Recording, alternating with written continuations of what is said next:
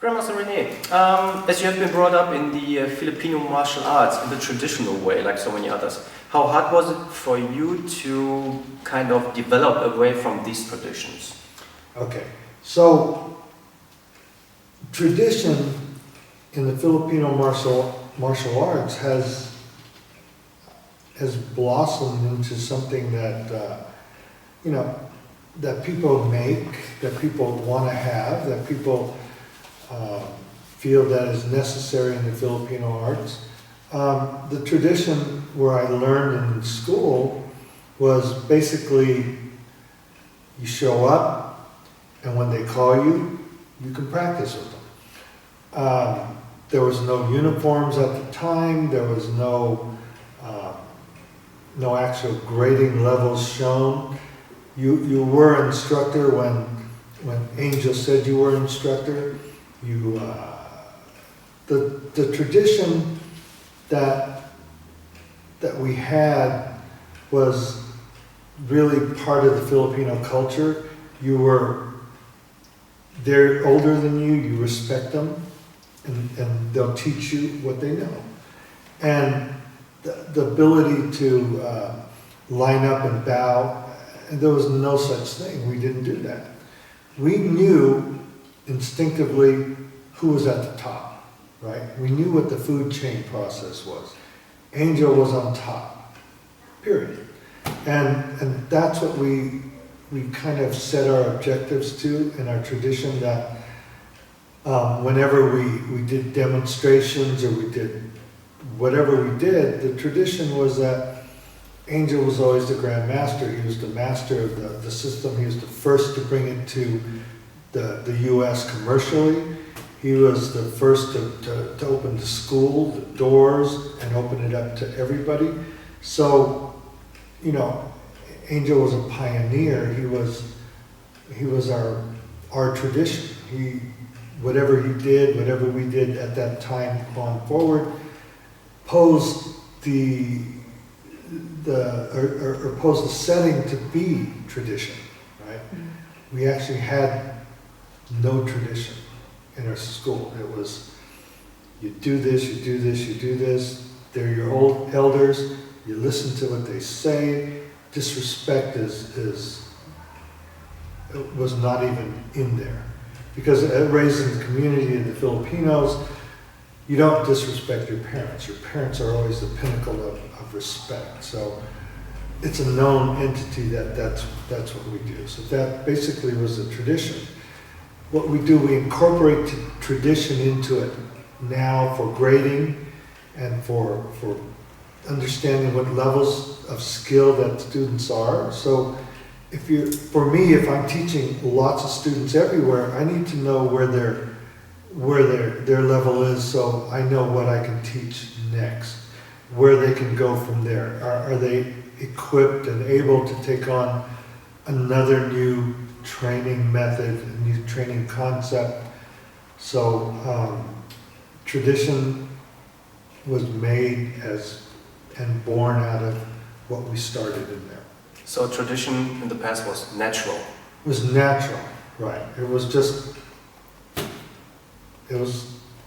organic, whatever you want to call it, it was there.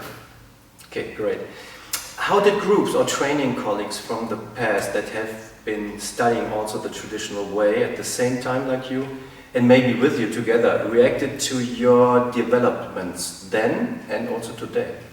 Well, as I was studying at the school, obviously you look at things and you make sure that everybody's in tune to what is proposed as an objective, what the training levels are, what you have to teach and how you have to teach it. And everybody was basically teaching, what Angel was teaching us. And so that was the course for the school. It was only outside the school that I had taken the things that I've learned, the basics, the wonderful analogies, the wonderful techniques that Angel, Max, Dentoy had taught me. And I practice it at home or practice it with other people to to see whether my height, my size, my speed had anything to do with making it different, or did it work for me if it didn't? And at that time I was looking at discovery. I was trying to discover what was taking place in the Filipino martial arts, because all of a sudden different systems came onto the scene, and I was there thinking, okay, now how do I make sure that I can respond to any of these systems that are coming up? And that's when I discovered, my dad, and how he fought and how he understood the Filipino arts and how he practiced it and how he taught me.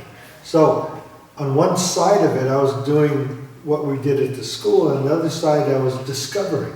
Discovering my dad was allowing me to do anything I wanted as long as it worked, as long as you win, as long as the objective is always met, as long as the combat was, you're in the combat and the least amount of risk and more an advantage.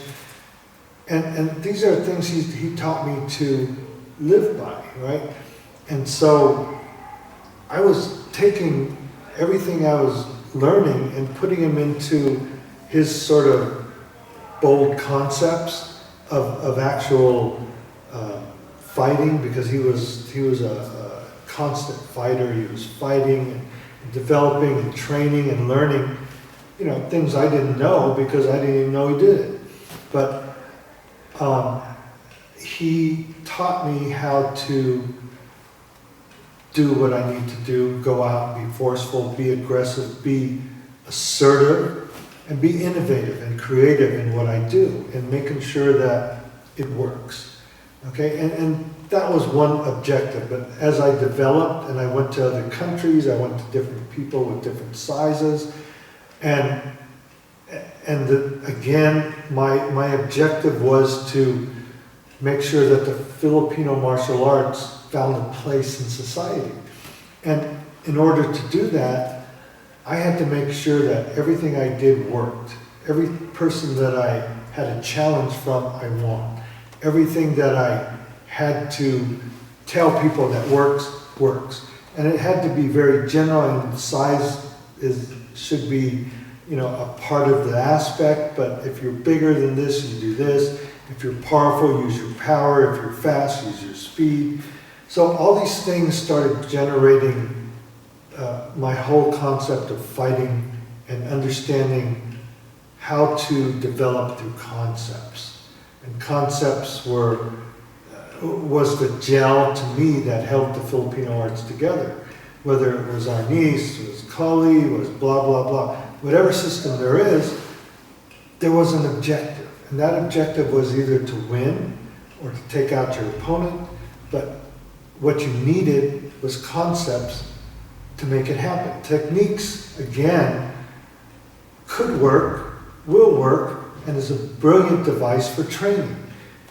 But when it comes to things that are, if you stay with exactly what's technical, and something else comes up, are you weak or can you adjust? And that's the only objective. Whatever your technique is, can you make it adjustable to anything that comes? Any power structure that comes, any speed that comes, any person who's talented enough to get you, or a different style. Again, you need to see the offense as well as see the defense, but you have to think offensively, so you don't get stuck in the defensive mode. Meaning almost like Bruce Lee said for the Chinese martial art, he started with a fixed form, tried to find his adaptation by discovery on his own body, and then made it general again. Right. Same path. Discovery is so strong. You discover something, it becomes yours. You practice something, it's maybe somebody else's. But you got to take what's given to you, be creative enough to make it fit you. Make it strong enough to make it work with what you do, your mindset, and the strategies that you apply, because it's not only physical, it's mental. It's how you put this into what you do and how you make it work. Great. Next question. What was or what were the worst prejudices you encountered when you developed your concept? Did you feel kind of isolation sometimes because you were following a, so to say, non-traditional path away from what everybody does? What was the level of acceptance also within the Filipino martial arts circle? Well, because I was gradually moving into different countries, doing different things, going into different martial arts that trained in what I did, the transition was fairly easy because as I started educating people on the mental aspect, the cultural aspect, making sure that the strategies work, that techniques are okay. We start with techniques, but then we enhance it through concepts, making the one hit to the one block, changing that same motion to the right, to the left, to back, to close, to up, to down, to power, to strength, and adding all these variables to what I know and whatever the attack is. You know, it became a logical conclusion from everybody who worked on my system or worked with me to learn my system. It became logical to them that practicality is something that can work in reality. So I tried to take out the sterilization of being in a school, putting in environment, putting in different heights. Are you standing? Are you sitting? Do you hold the stick wherever? You know, do you grab it in any position? Can you hit with it in any position? If it falls away, can you transition into empty hands as completely as so it doesn't restructure everything? Mm-hmm. Okay.